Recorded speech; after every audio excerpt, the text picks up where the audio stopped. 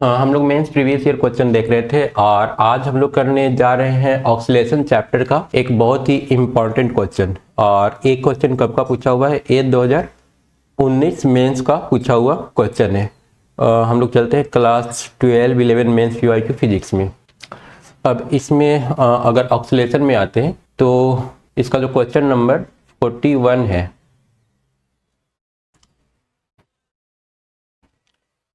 Question number 41 में आ जाएंगे। कब का पूछा हुआ है? 12 जनवरी 2019 का। अरे काफ़ी ज़्यादा कंसेप्चुअल क्वेश्चन है, कम से कम 4 स्टेप हम लोग को यूज करना होगा इस क्वेश्चन को सॉल्व करने के लिए। तो सबसे पहले इसको फुल स्क्रीन कर लेंगे और एक बार रीड कर लेते हैं क्वेश्चन में दिया हुआ क्या है।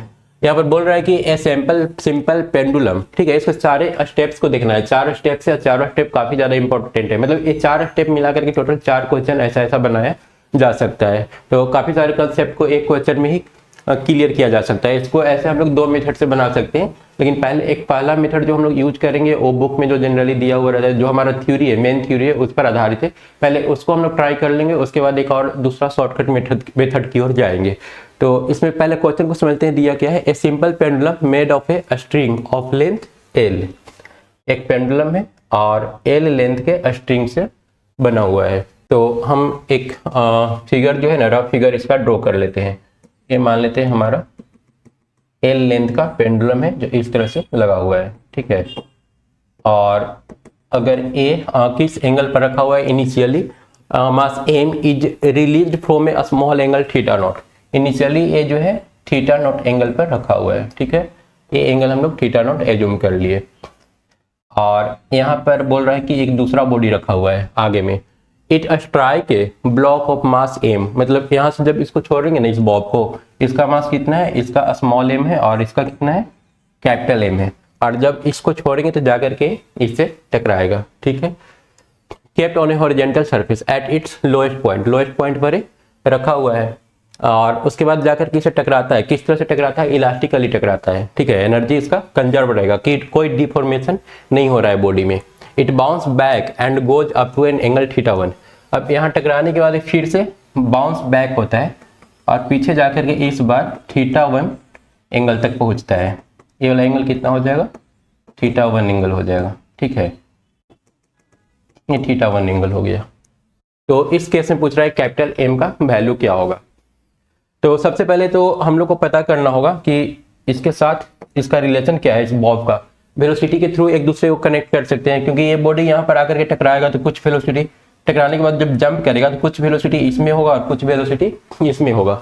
मान के चलते हैं ये बॉडी इधर मूव किया होगा और ये टकरा करके उधर चला गया होगा। इनिशियली हम ऐसा करते हैं, यहाँ पर जब ये आएगा ना, ये बॉडी, ये पिंक वाला बॉडी जब यहाँ पर आकर के टकराएगा तो इनिशियली इसका जो स्पीड है ना, हम लोग यू कंसीडर कर लेते हैं, ठीक है। ये जा करके जब यहाँ पर टकराएगा उसी कलर से दिखा लेते हैं ताकि कोई कंफ्यूजन ना हो। यहाँ पर अगर फर्स्ट टाइम टकराएगा और टकराने के बाद फिर जंप करेगा उस समय टकराने से पहले और ये टकराने के बाद फिर इधर जाएगा, ठीक है। दोनों टाइम अलग अलग वेलोसिटी होगा। जिस समय ये आया होगा ना उस समय उसका वेलोसिटी यू रहा होगा, इनिशियल कुछ वेलोसिटी, और टकराने के बाद जब वापस गया होगा उस समय हम लोग इसका वेलोसिटी v1 एज्यूम कर लेते हैं। ये होगा v1 और टकराने के बाद तो चलो उसका वेलोसिटी v1 हो गया और ये इस तरफ भागा होगा, इसमें भी कुछ वेलोसिटी आ गया होगा, इसका वेलोसिटी हम लोग v एज्यूम कर लेते हैं। मतलब कुल मिलाकर के यहाँ पर 3 वेलोसिटी है, u, v1 और v, जिसके थ्रू हम इन दोनों मास को आपस में कनेक्ट कर सकते हैं। वही करना है। कैपिटल एम और स्मॉल एम में हम लोग को रिलेशन लाना है। रिलेशन लाने के लिए वेलोसिटी के सिवा कोई दूसरा ऑप्शन हम लोग के पास है नहीं। सबसे पहले यू निकालने की कोशिश करते हैं। तो यू निकालने के लिए हम लोग क्या करेंगे? Conservation of energy. यहाँ पर ए वाला जो हाइट होगा एच होगा और अगर हाइट एच होगा तो अभी इसके पास एनर्जी कितना होगा? mgh होगा। और जब ये बॉडी यहाँ पर आया होगा तो उसका सारा जो mgh है ना वो कन्वर्ट हो गया होगा काइनेटिक एनर्जी में। तो हम लोग फर्स्ट स्टेप में लिख सकते हैं, स्टेप 1 कितना काइनेटिक एनर्जी इसमें होगा half mu² is equal to mgh। अच्छा, एच का वैल्यू कैसे निकालेंगे? तो ए वाला अगर पूरा लेंथ एल है और एंगल थीटा नॉट है तो हम लोग बोल सकते हैं कि ये जो हाइट होगा, ठीक है, ये जो हाइट होगा मतलब ए हम बोल रहे हैं इस कलर वाला, ये जो पिंक कलर का है उसका जो हाइट बन जाएगा ये एल कॉस थीटा बनेगा, L cos theta not, cos theta not. ये कितना हो गया? L cos theta not. मतलब कि ए बॉडी यहाँ से यहाँ तक जाएगा तो ये एल कॉस थीटा नॉट होगा। टोटल यहाँ से यहाँ तक का लेंथ कितना होगा? ये टोटल लेंथ एल होगा। टोटल लेंथ भी हम लोग यहाँ पर ड्रॉ कर लेते हैं। ये जो टोटल लेंथ है ये हो जाएगा एल यहाँ तक। तो फिर ये वाला पार्ट जो कैपिटल एच, जो एच है वो कितना होगा?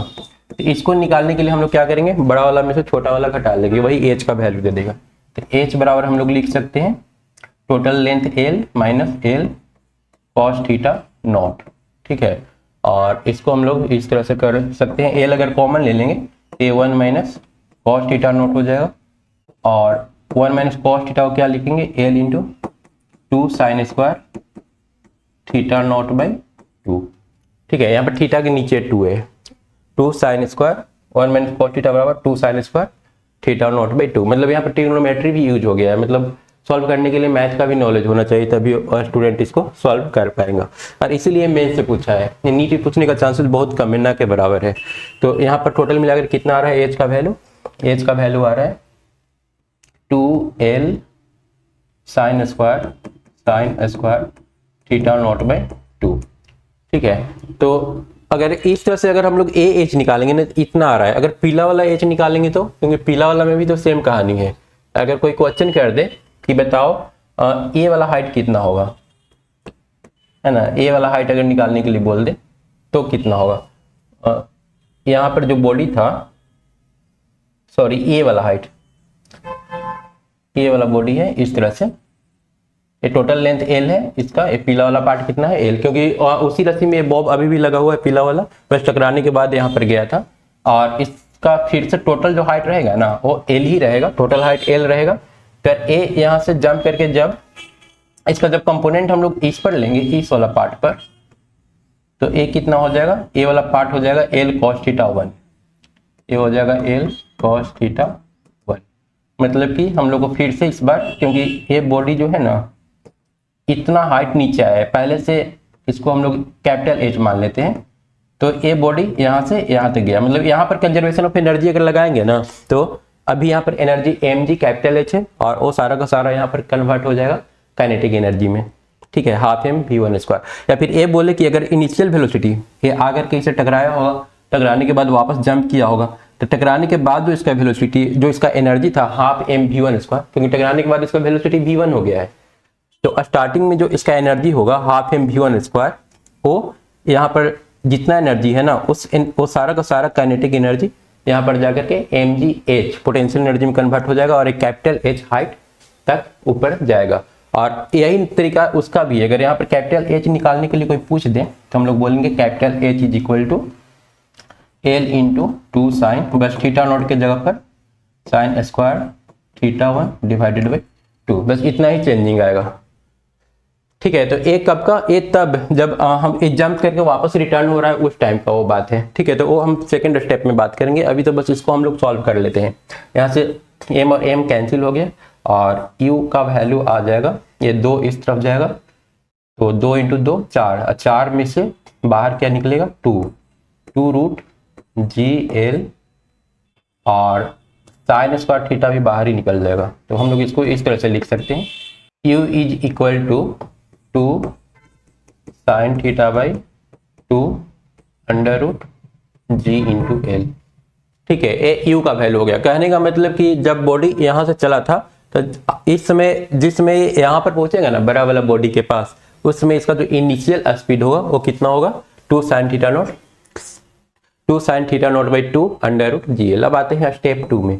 स्टेप 2 में क्या होने वाला है? स्टेप 2 में अब बॉडी जो है इससे टकराने के बाद वापस रिटर्न जाएगा। ठीक है, टकराने के जस्ट बाद इसमें जो टोटल एनर्जी होगा वो काइनेटिक एनर्जी होगा इसके अंदर half m we one square के बराबर। कितना होगा इनिशियल एनर्जी इसका?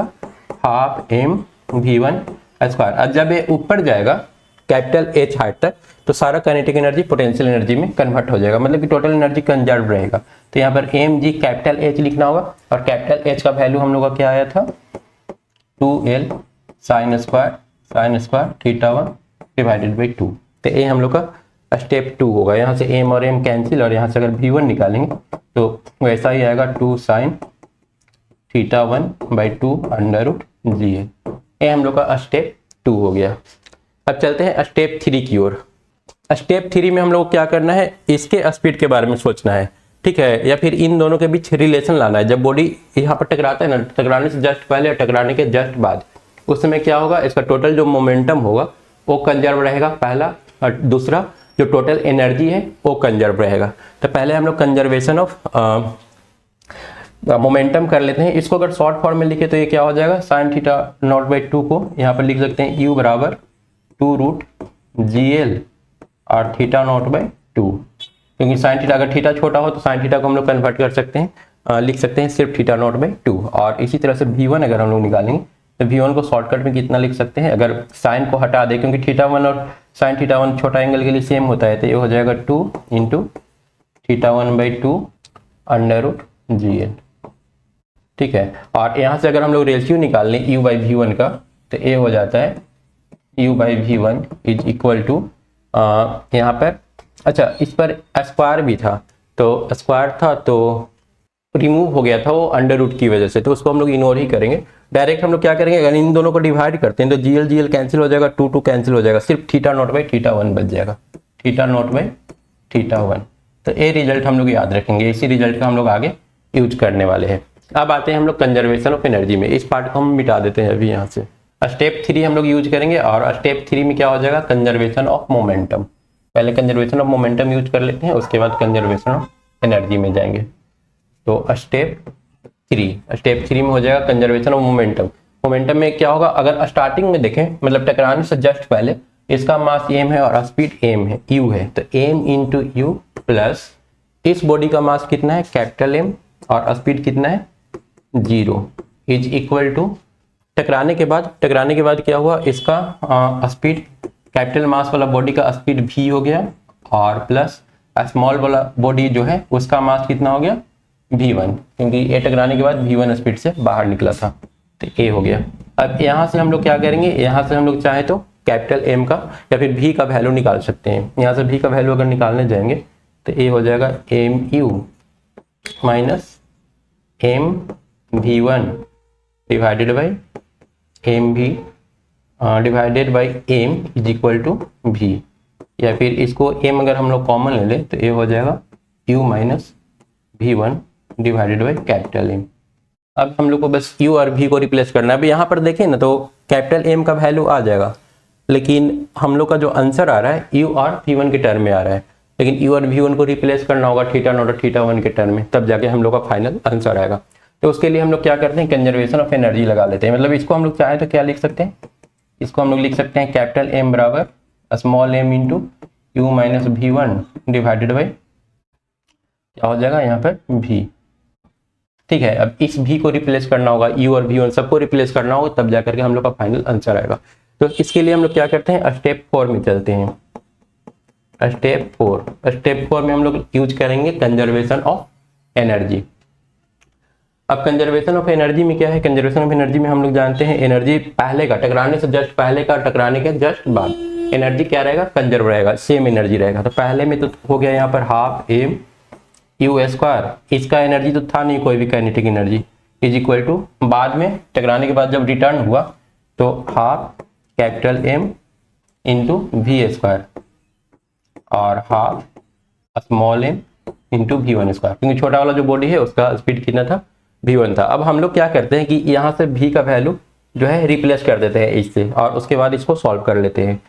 ये आ जाएगा half m u square is equal to half, या फिर हाफ कैंसिल हो रहा है तो हाफ को हम लोग कैंसिल कर देते हैं। हाफ अगर तीनों में कैंसिल कर दें तो ये बन जाएगा M you square is equal to m into v square. V का वैल्यू कितना हम लोग को यूज करना है, वी के जगह पर यूज करना है ये वाला वैल्यू, मतलब कि m square by m square into u minus v1 का होल स्क्वायर और प्लस एम v1 स्क्वायर। अब यहाँ से एक कैपिटल M कैंसिल हो रहा है, ये बन जाएगा M you square is equal to एक तो m कैंसिल हो रहा है small m square by capital M और इंटू यहाँ पर इसको ब्रेक करेंगे तो u square plus v one square minus 2u into we one और plus M into we one square, ये आ रहा है। अब हम लोग क्या करेंगे, दोनों तरफ कैपिटल एम से मल्टीप्लाई कर देते हैं।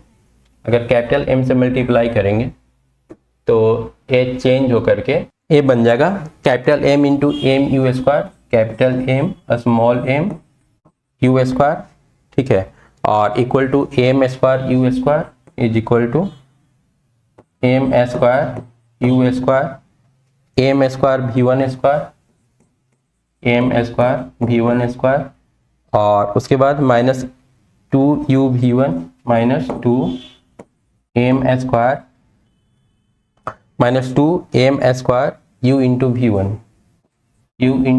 वन और plus M we one square. अब इसको हम लोग क्या करेंगे, रीअरेंज कर लेंगे। रीअरेंज करके अब वी वन के रेस्पेक्ट में इसको क्या करेंगे, क्वाड्रेटिक बना लेंगे। मतलब कि सारा वी वन स्क्वायर एक जगह कर लेते हैं, एक यहाँ पर है वी वन स्क्वायर और एक वी वन स्क्वायर यहाँ पर है। और एक चीज और हम लोग देख रहे हैं, स्मॉल एम जो है ना वो सारे ही टर्म में है, तो हम लोग यहाँ से एक स्मॉल एम को कैंसिल भी कर सकते हैं, ठीक है। स्मॉल एक एम एक ठो कैंसिल हो रहा है, तो उसको कैंसिल कर लेने के बाद इक्वेशन कन्वर्ट हो जाएगा M you square is equal to m you square plus M we one square minus 2 m u v one और प्लस वी वन स्क्वायर। और चूंकि कैपिटल एम से हम लोग हर एक स्टेप में मल्टीप्लाई किए थे तो यहाँ पर भी एक कैपिटल एम रहेगा, यहाँ पर एक कैपिटल एम रहेगा।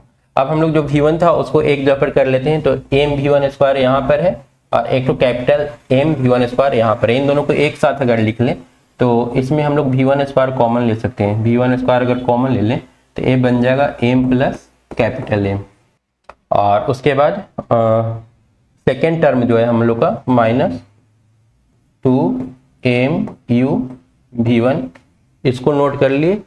और उसके बाद फाइनली जो बच गया ए बच रहा है एम यू स्क्वायर और एम यू स्क्वायर, तो इन दोनों में हम लोग यू स्क्वायर कॉमन ले लेते हैं, प्लस यू स्क्वायर कॉमन ले लेंगे तो ए बच जाएगा m minus capital M, M minus capital m इतना इज इक्वल टू 0। ये हम लोग का फाइनल इक्वेशन बन रहा है। ये अब एक क्वाड्रेटिक इक्वेशन हो गया है। जब क्वाड्रेटिक इक्वेशन हो गया तो हम लोग चाहे तो यहाँ से वी वन का वैल्यू निकाल सकते हैं। तो अभी तक हम लोग का कौन सा चल रहा है, स्टेप 4 चल रहा है, तो वी वन का वैल्यू फाइंड आउट कर लेते हैं। V one is equal to हो जाएगा माइनस बी के जगह पर कितना है 2 m u, minus minus plus हो जाएगा 2 m u minus b plus minus under root b का स्क्वायर, बी का स्क्वायर मतलब इसी का स्क्वायर करना होगा 4 m square you square b का स्क्वायर माइनस 4ac 4 ए की जगह पर हम लोग को कितना यूज करना है, ए की जगह पर यूज करना है M plus capital M, M plus capital M. और उसके बाद सी की जगह पर क्या हम लोग को दे रखा है, सी की जगह पर U square M minus capital M, M minus capital M into U square और divided by 2a, 2 into A की जगह पर एम प्लस कैपिटल एम। इसको अगर सॉल्व करते हैं तो ए बन जाएगा 2m u plus minus under root A 4m square you square minus 4u square into M का स्क्वायर माइनस कैपिटल एम का स्क्वायर हो जाएगा, M square minus capital M square divided by 2a, 2 into M plus capital M और is equal to, इसको solve करते हैं तो 2mu plus minus under root यहाँ पर 4mu स्क्वायर और 4m स्क्वायर मतलब स्मॉल वाला जो m स्क्वायर यू स्क्वायर है वो कैंसिल हो जाएगा और कैपिटल वाला सिर्फ बच जाएगा 4 capital m square you square divided by 2m plus capital m। इसको सॉल्व करेंगे तो 2mu plus minus 2mu divided by 2 into M plus M और इसको हम लोग सॉल्व कर ले तो ये आ जाता है फाइनली 2 और 2 4 mu 4 mu divided by two M plus M. और एक चीज़ और हम लोग को यहाँ पर ठीक करना होगा, यहाँ पर अंडर रूट के अंदर में जो है ना वो स्मॉल एम नहीं है, कैपिटल एम है। तो इसको अगर कैपिटल एम लिखते हैं तो ये हो जाएगा एम प्लस, एक एम प्लस होगा एक एम माइनस होगा, एम माइनस कैपिटल एम। इसको एक बार फिर से हम लिख दे रहे हैं। अगर ऊपर में निगेटिव साइन के साथ लेते हैं तो निगेटिव साइन के साथ लेने से ये जो हम लोग का टर्म है वो बन जाएगा, यू कॉमन ले लेते हैं, small M minus capital M divided by M plus capital M. ठीक है, ये हम लोग का स्टेप 4। इसको एक बार और रीअरेंज कर लेते हैं, थोड़ा सा और रीअरेंज करेंगे तो V1 बाई ये बन जाएगा V1 by U is equal to M minus capital M बटा एम प्लस कैपिटल एम। ठीक है, अब हम लोग का लास्ट स्टेप यूज होने वाला है। ऑलरेडी हम लोग 4 स्टेप यूज कर चुके हैं, 5वां स्टेप अभी हम लोग यूज करने वाले हैं। 5वां स्टेप इसका लास्ट स्टेप होगा और हम लोग का आंसर जो है आ जाएगा। लास्ट स्टेप में हम लोग क्या करेंगे, यहाँ पर हम लोग u बाई वी का वैल्यू निकाल चुके थे, थीटा नॉट बाई थीटा 1। तो ये वैल्यू हम लोग पुट कर लेंगे, यहाँ पर उल्टा है तो ये वाला उल्टा कर देंगे, मतलब कि theta 1 divided by theta nought is equal to, क्योंकि V1 बाई यू था, V1 के सामने हम लोग को थीटा 1 लिखना है तो V1 के सामने थीटा 1 लिखे हैं। और ये वाला हो जाएगा M plus minus capital M divided by M plus capital M. ये हम लोग का स्टेप 5, ये हो जाएगा स्टेप 5। और इसी में हम लोग एक रूल यूज करेंगे, कंपोनेंडो एंड डिविडेंडो रूल। इसको अब हम लोग क्या करते हैं, रिवर्स कर लेते हैं। रिवर्स कर लेंगे तो theta not by theta 1 is equal to कितना आ जाएगा, ये आ जाएगा M plus capital M by M minus capital M. अब यहाँ पर हम लोग एक रूल यूज करने जा रहे हैं, कंपोनेंडो एंड डिविडेंडो रूल। ये क्या होगा, मतलब इसे नॉर्मल तरीके से भी हम लोग सॉल्व कर सकते हैं, सॉल्व करके जो हमारा आंसर है वहां तक पहुंच सकते हैं, क्योंकि रिलेशन अब हम लोग को आ चुका है। लेकिन कंपोनेंडो डिविडेंडो यूज करके इसको हम लोग क्या करेंगे, काफी ज्यादा आसान बना लेंगे। उसमें करना क्या होगा, एक बार हम लोग को कैपिटल एम घटाना होगा और एक बार कैपिटल एम जोड़ना होगा। उसी तरह से इसमें हम लोग क्या करेंगे, थीटा नॉट में से एक बार थीटा 1 घटा देंगे और इसमें क्या करेंगे, थीटा नॉट में एक बार थीटा 1 जोड़ देंगे। ठीक है, तो उस तरह से अगर उस हिसाब से इसको लिखना चाहें तो एक बार हम लोग को घटाना है और एक बार जोड़ना है, या फिर ऊपर में, हाँ ठीक है, ऊपर में घटाना ही है तो एम बाई कैपिटल एम, क्योंकि इसमें एक बार हम लोग जोड़ेंगे ना तो एम प्लस एम आ जाएगा और एक बार घटाएंगे तो एम माइनस एम आ जाएगा। तो ये रिजल्ट हम लोग का फाइनली आ रहा है। अब यहाँ से हम लोग कैपिटल एम का वैल्यू निकालने जाएंगे तो एक capital M is equal to हो जाएगा, capital M is equal to, ये यहाँ पर आएगा, ये उल्टा जाकर के उधर ऐड हो जाएगा, मतलब theta naught plus theta 1 divided by theta naught minus theta 1 into small M. तो theta naught plus theta 1, theta naught plus theta 1 और थीटा नॉट माइनस थीटा 1, कौन सा ऑप्शन आ रहा है इसका, 41 का सही ऑप्शन क्या हो जाएगा, सी। तो ये 5 स्टेप का टोटल क्वेश्चन था। ठीक है, अगर हम लोग कंजर्वेशन ऑफ एनर्जी और मोमेंटम को एक स्टेप मानते हैं तो उस केस में फिर 4 स्टेप हो जाएगा। 5वां स्टेप हम लोग अलग से क्यों लिए, क्योंकि यहाँ पर एक नया rule componendo and dividendo use हुआ है जो कई लोग जल्दी यूज कर नहीं पाते हैं। ठीक है, इसलिए इसको हम एक नया स्टेप में ही जोड़ दिए, मतलब कुल मिला के 5 स्टेप में इसको क्वेश्चन को सॉल्व करना है, तब जाकर के हम लोग का फाइनल आंसर आएगा। अब इसी में एक मेथड 2 भी था। मेथड 2 में क्या करना होगा, मेथड 2 में यहाँ तक तो हम लोग को सेम करना है, इसमें कोई चेंजिंग नहीं। बस सेकेंड मेथड में जो कंजर्वेशन ऑफ एनर्जी और कंजर्वेशन ऑफ जो मोमेंटम होता है, यहाँ पर हमने इंडिविजुअल अलग अलग उसको सॉल्व किया है, उन दोनों को मिक्स करके एक रिजल्ट आता है। ठीक है, और उस रिजल्ट को अगर हम लोग डायरेक्ट यूज कर लें तो हम लोग का क्वेश्चन जो है थोड़ा सा आसान हो जाएगा। किस तरह से यूज करना है, उसमें हम लोग लेते हैं सेपरेशन वेलोसिटी और अप्रोच वेलोसिटी, वो दोनों इक्वल होता है।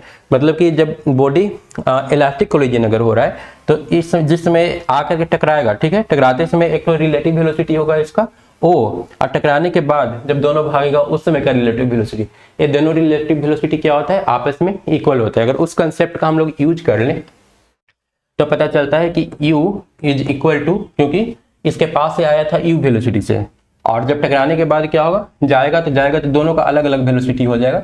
इसका हो जाएगा वेलोसिटी v और इस बॉडी का वेलोसिटी टकराने के बाद जब दूर जा रहा है, क्योंकि रिलेटिव वेलोसिटी में क्या लेते हैं, दोनों का डिफरेंस लेते हैं।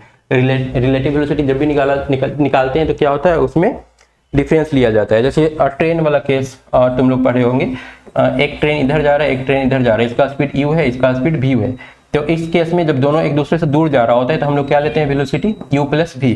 अब यहाँ पर प्लस क्यों लेते हैं, दोनों तो अपोजिट डायरेक्शन में जा रहा है ना, यहाँ भी दोनों अपोजिट डायरेक्शन में, पर यहाँ पर माइनस ले रहे हैं। तो एक क्वेश्चन है, ये चाहो तो तुम लोग ट्राई कर सकते हो, या फिर अगर हम थोड़ा सा हिंट दे दे, जब भी हम लोग रिलेटिव निकालते हैं ना, रिलेटिव मतलब क्या, ए बी हम लोग को निकालना है, तो velocity of A with respect to velocity of B, actual में तो ये माइनस साइन ही होता है, पर दोनों अपोजिट डायरेक्शन में है ना, इसलिए माइनस माइनस प्लस हो जाता है। जैसे यहाँ पर लिखना होगा u माइनस माइनस बी, क्योंकि e और b का डायरेक्शन क्या है, अपोजिट है, तो इसलिए इस साइन का थोड़ा सा कन्वेंशन है जहाँ पर लोग कंफ्यूज हो सकते हैं। तो ये जो जनरली देखने को मिलता है रिलेटिव वेलोसिटी वाला चैप्टर में, मतलब कि जब हम लोग मोशन इन वन डायरेक्ट या मोशन इन स्ट्रेट लाइन पढ़ते हैं, तो मोशन इन स्ट्रेट लाइन में एक कंसेप्ट जनरली यूज किया जाता है कि अपोजिट डायरेक्शन में जा रहा है तो बस प्लस ले लो, सेम डायरेक्शन में जा रहा है तो माइनस ले लो। पर लेकिन प्लस माइनस आने के पीछे कंसेप्ट ये होता है, एक्चुअल में जब हम लोग रिलेटिव वेलोसिटी निकालते हैं ना, जब किसी चीज़ को एक दूसरे से रिलेट करते हैं, तो यहाँ पर V A minus V B ही लिया जाता है, इसलिए हम यहाँ पर रिलेट ही कर रहे हैं, रिलेटिव वेलोसिटी ही निकाल रहे हैं। तो अगर इसका वेलोसिटी v है और उसका u है, उसका v1 है, तो हम लोग यहाँ पर क्या लेंगे, v माइनस v1। ठीक है, इस कंसेप्ट को याद रखना है। ए अप्रोच वेलोसिटी था, आर ए सेपरेशन वेलोसिटी है। अब इसका हम लोग डायरेक्ट यूज कर लेंगे, यहाँ से v का वैल्यू कितना आ जाएगा, v बराबर आ जाएगा u इस तरफ आ करके प्लस v1। अब ए रिजल्ट ही हम लोग को यूज कर लेना है कंजर्वेशन ऑफ एनर्जी में। कंजर्वेशन ऑफ एनर्जी हम लोग क्या पढ़े थे, half M you square is equal to half capital M V square और plus half small M v1 square. अब हम लोग क्या करेंगे, यहाँ से जो वैल्यू है ना, हाफ एम v के जगह पर रख लेंगे u plus v1 square plus half M v square, फिर इसको सॉल्व कर लेंगे। तो ये पिछला वाला केस से थोड़ा सा आसान होगा।